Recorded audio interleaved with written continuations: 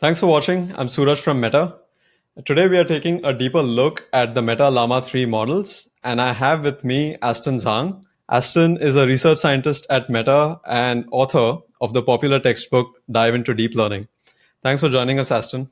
Yeah, thank you for having me today, Suraj. Super excited here to talk about Llama 3.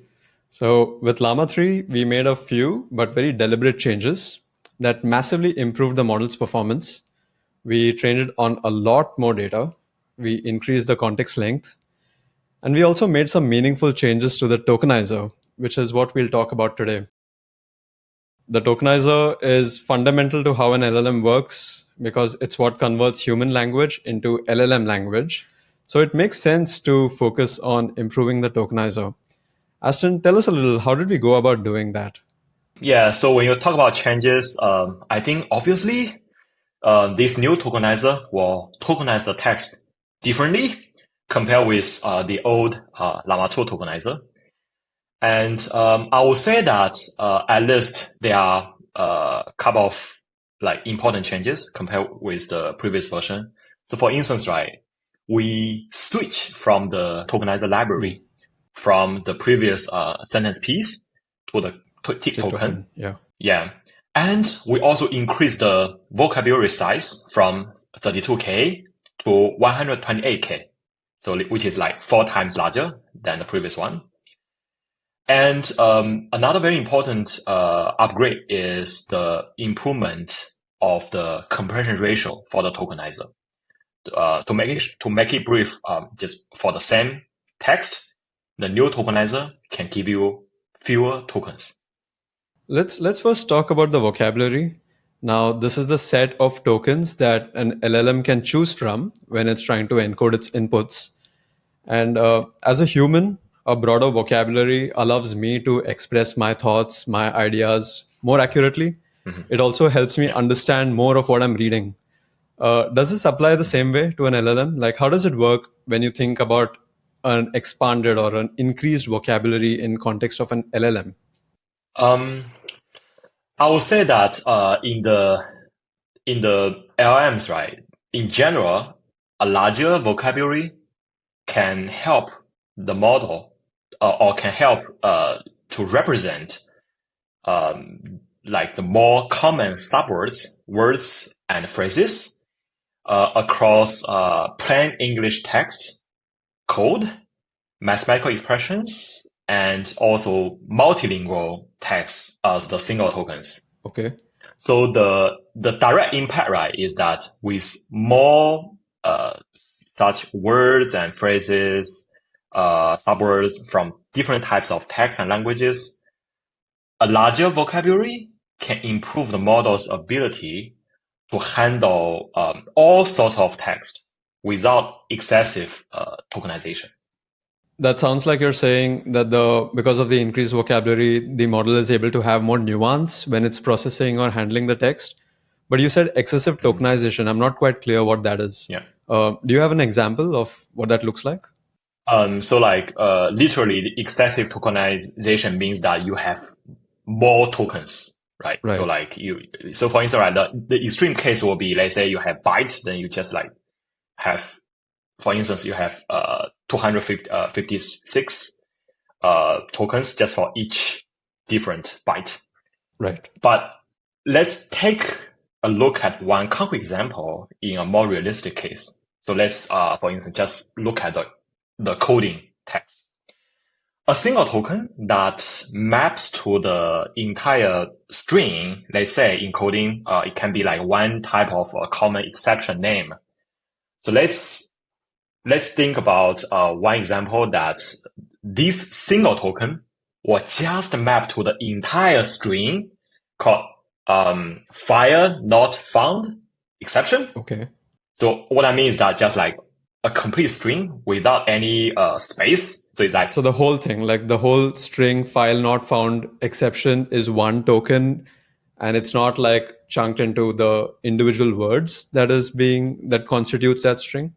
exactly. So like to make it like concrete, right? So like the capitalized F file, not capitalized N, F in found, Okay. and capitalized E in the exception, but just like one string, that this token will just map to the entire string, and this will preserve more semantics than Right. the 4 separate string tokens that map to fire, not found, and exception separately. Right. Because those 4 strings or substrings together constitute Yeah. a unique concept of its own, rather than it's not an actual file that was not found. It's a unique It has concept, a spatial, a yeah. special significance, right? Yeah, but like people may say, oh, in this case, right? So like, it seems that, oh, maybe a larger vocabulary will always be better. But the one, at least there's something that we must be very careful, or we must like understand, what could be, like the side effect if they say we have, too many of these kind of like large string as a single token. So, for instance, right? So if let's say the tokenizer will treat file not found exception as a single token during pre-training, let's think about a prompt that ends with file not found as a single like as a entire string at the inference time, and the prompt will end with file not found. Okay. In this case, right, this pre-trained model, right, will never predict the next token as exception, because in the pre-training time, they always see file not found and exception, right, as a single token every time when they appear together. So that's why like there can be some very, very like interesting bugs if they say you do not understand this kind of like nuances when So it's not as simple as just, hey, let's just expand the vocabulary and cram in more tokens in the tokenizer. There is a sweet spot. Like you don't want to have a too small a vocabulary, so that it's excessively tokenizing your inputs. But at the same time, you don't want to expand your vocabulary so much that it's assigning unique tokens to strings, to entire compound strings. So there's a sweet spot involved over here.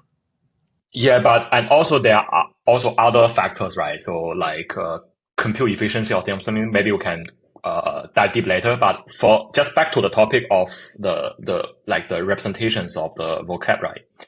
I think in general, like the domain specific words and phrases, such as provenance and technical terms, are more likely to represent it as single tokens when we have that larger or expanded vocabulary. So like, as we said, right? So like already said, this may help preserve the meaning better than splitting them up into separate subwords. Right. So like on our side, right? So when we perform experiments and also like benchmark internally, we realized that the increased vocabulary to 128K can improve the performance on a wide range of tasks, including coding and reasoning. Yeah, that does make sense. You also mentioned that the tokenizer has a higher compression ratio, and you said that this means that the tokenizer requires now fewer tokens to encode the same input. How did you come about identifying this as one tangible improvement to Llama 3 tokenizers? So technically, right? So let's say given any text corpus, we can measure the compression ratio by dividing the number of tokens by the number of characters to encode. Or you can, if you prefer, you can divide by the number of bytes, because that may be fair, like more suitable for multilingual cases. Or you can do the other way around, like dividing characters by tokens. But in general, right, when we measure in this way, we found that the new tokenizer has a much better compression ratio, which can also be, which is also known as the token efficiency. So to give you a concrete, like more tangible, like feel about the improvement, I would say that let's just be conservative. I think the new tokenizer can yield up to 15% fewer tokens compared to the Llama 2 tokenizer. So previously, if it was encoding a sentence in 100 tokens, now it just reads around 85 or so. Yeah, something like that. Yeah. And is this for English or code, or is it across the board? Yeah. I forgot to mention. Yeah, actually, this conservative estimation is just for English text, Okay. and because like the English is still like, I mean, compared to the previous version, the improvement, as I said, like is up to 15% improvement in the comprehension ratio. But for other languages, although we didn't mention in the blog, but the open source community, I think they have already discovered that as a pleasant surprise, that the new tokenizer may even yield less than 50% of tokens compared to the old. So half. For some languages. Okay. Oh, wow. Okay. So essentially, what I'm getting from this is that you're able to cram in more information in the same context length to the model because the tokenizer is more efficient and it has a higher compression ratio or higher token efficiency. I'm sure this must have played a very important factor when we were pre-training Llama 3. Yeah. Actually, I would say that because this improvement in the compression ratio is applicable to any encoding step during the training. So I would say that this plays a critical role in scaling up the training for Llama 3, both in pre-training and post-training. And let's take pre-training as an example. So like in principle, right, during the pre-training, we want to get as much knowledge as we can about how to solve problems into the model. So which is often referred to as like maximize the recall. Sure. So let's say let's stick to the pre-training scenario where we trained Llama 3 with 15 trillion tokens. And because of this improved compression, those 15 trillion tokens, which is really a big deal, Yeah. can actually represent much more actual text bytes than if we had just tokenized them by using the old Llama 2 tokenizer. Okay, so I guess what you're saying is that those 15 trillion tokens, because we are tokenizing more efficiently, they're actually packing in more information. They're more information dense than what previously we might have expected from Llama 2. Yeah, compared to the previous Llama 2 tokenizer, if we did that using the old tokenizer. Okay. Yeah, exactly. That's pretty cool because I guess like what you said, this efficiency is not just limited to training, right? It's at any step where you're encoding inputs, it's going to come into play. And the same principle would apply to inference time as well. You need fewer tokens per input. Doesn't that sounds like it's going to drive down costs for using Llama 3 at inference? Yep. Since like the model API providers, like usually they charge on a per token basis, right? Yeah. So so that's why like if you have fewer tokens in the input and output, it should generally mean that the inference cost is cheaper, right? By using the Llama 3. But another assumption is that if, let's say, the new model using the new tokenizer can generate fewer tokens while the inference efficiency can still remain about the same. Yeah, that's something that I was thinking about. So let's talk about that inference efficiency, because we just spoke about like increasing the vocabulary by 4x. That means the model has gotten bigger, right? And with a bigger model, you have higher memory footprints, larger memory footprints. You have higher compute requirements, higher latencies. So it seems pretty obvious that inference efficiency is going to take a hit considering all of these improvements. How did we manage that trade-off?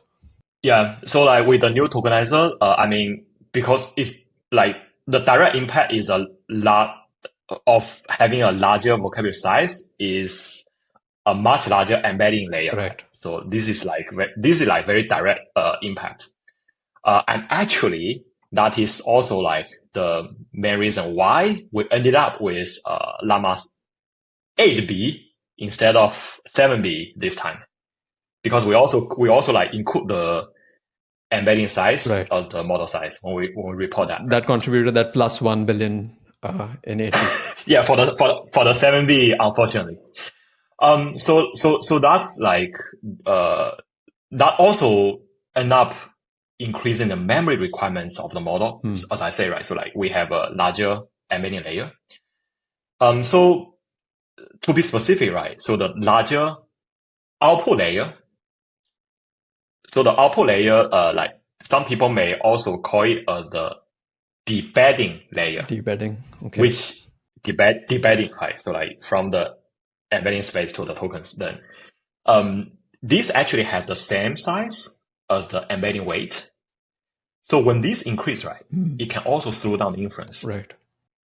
So that's why, like, to balance, we use the group query attention in the transform block for Llama 3 8B as well. Okay. Without going too deep into group query attention or GQA, is it similar to multiple query attention, which as I understand is basically reducing the number of weights in each transformer block? Similar principle. But the GQA, right, is I think we can consider that as something like a sweet spot between the traditional multi-head attention, right, which needs all the weights, a lot more weights. Yeah, you're right. And the MQA, the multi-query attention, where the weights are much smaller, but sometimes the prediction quality may also be affected. So like GQA is like a nice balance between both the accuracy and efficiency based on the empirical results. Okay, so we are reducing the number of weights in each transformer block, but not so much that it adversely affects our performance on accuracies. Yeah, based on the empirical results. Yes. Yeah, that's interesting. In fact, recently I saw a case study by Dell where they were comparing Llama 2 and Llama 3. And what they found was that despite Llama 3 being a bigger model, the latencies were pretty equivalent. But more interestingly, they were able to run larger batches through Llama 3, where Llama 2 would have actually crashed due to out-of-memory errors. So clearly, GQA is doing a lot of heavy lifting under the hood. Okay, Aston, to quickly recap everything that we have spoken so far, we made significant improvements to the tokenizer, the larger vocabulary, which enables the tokenizer to encode inputs with more specificity and nuance, probably directly contributed to how well Llama 3 performs on coding, on reasoning, and even multilingual tasks. Coupled that with the higher compression ratio, we are able to represent more information in the same number of tokens or within the same context length. And this is what, like you said, enabled us to pre-train Llama 3 on a lot of information, even more information than is traditionally contained in 15 tree tokens. And it also helps drive down the cost of inference. But interestingly, this improved performance does not come for free. And so we had to balance out the increased requirements by modifying the architecture using GQA or group query attention within Llama 3. And I guess doing all of this, the end result is we get a model that leads on several benchmarks while still being cheaper and more efficient to run. Aston, what personal advice do you have for developers who are using Llama 3 to build their projects? I would say to get started, you may just want to like get your hands dirty and play with these new models. Just try different prompts, see their responses, and think about how you can improve the performance. And then, since Llama 3 has been for a while, so you can also explore different research papers that use Llama 3. And also you can browse through, because Llama 3 is open sourced, so you can browse through the GitHub issues and also even social media discussions about Llama, just to get inspirations on how you can contribute or make an impact with these new models. I totally agree. I mean, getting your hands dirty, actually using the model, even if you're not dealing with the code, just going to a playground and trying out different prompts is probably the best way to get a feel for how any Yeah. LLM functions. Thanks for that. Yeah, exactly. And Aston, it was also it was great to know some of the decisions that went behind improving the tokenizer, to bump up from Llama 2, which was already such a well-performing model, to come here to Llama 3, which is, leading on so many benchmarks. Thanks, Aston. It was great to know more about some of the decisions and some of the insights that went into improving Llama 3 from Llama 2. If I wanted to dive deeper into tokenizers, where do you suggest I get started? Okay, so you want to dive deeper into tokenizers, right? But just just to be clear, right? Not everyone likes tokenizers. There are many tokenizer haters. So that's why, yeah. So it's really up to you. Like so first of all, in Llama 3, we still use tokenizers, and like during our talk today, right? So we also focus on the text tokenizer. Right. So if you are really interested in this and want to dive deeper into that, you can, I think the first step is that you may want to try to learn a bit more about, the byte pair encoding algorithm, which is BPE, to just find out how these tokenizers are trained and how text is encoded into, tokens. So for instance, like some BPE merge rules to try to encode that text into the tokens. And there are also already many papers and tutorials online. So for instance, you may find the descriptions and implementations of the BPEs in, let's say, my Dive into Deep Learning book, since you mentioned that in the beginning. And this book is also accessible online for free. Yep. So after that, once you have some basic understanding of how the text tokenizer works, you may want to expand your horizons by exploring some advanced topics for instance, image tokenization, or even tokenization free methods, because tokenization free methods, you mean like LLMs which don't need tokenizers? Yeah. Instead of having separate steps of training a tokenizer and then train the model Right. with those trained tokenizers, right? You can also have an end-to-end almost like training. a fusion of the tokenization step as well as the encoding. Yeah, just to be concrete, right? So one example could be Megabyte, which is a paper that was introduced by FAIR. Okay. I think sometime last year. Okay. So that is one way, but there's also many challenges that. So if they say you want to do this kind of back level, so-called tokenize, it's no longer tokenization, but it's a back level encoding, right? Without any tokenization, you may easily end up with super long sequences. So, okay. But if you want to if you believe that in the future, right, the model can handle longer context better, you can bet we can maybe one day we will just completely eliminate tokenizer. So means that we will be happy about super long sequences, even let's say the compression is bad, because there's no compression there, right? So each byte is just one token. So in the end, we also plan to share more technical details about in our Llama 3 paper, to which we are currently working on to hopefully release in the near future. Yeah, I'm definitely looking forward to that, as I'm sure many of us in the community are, to read more detail into some of the research decisions that went into making Llama 3 where it is. Thank you, Aston. Thank you so much for sharing your deep insights into the space and uncovering some new information on tokenizers in Llama 3. Thank you, Suraj.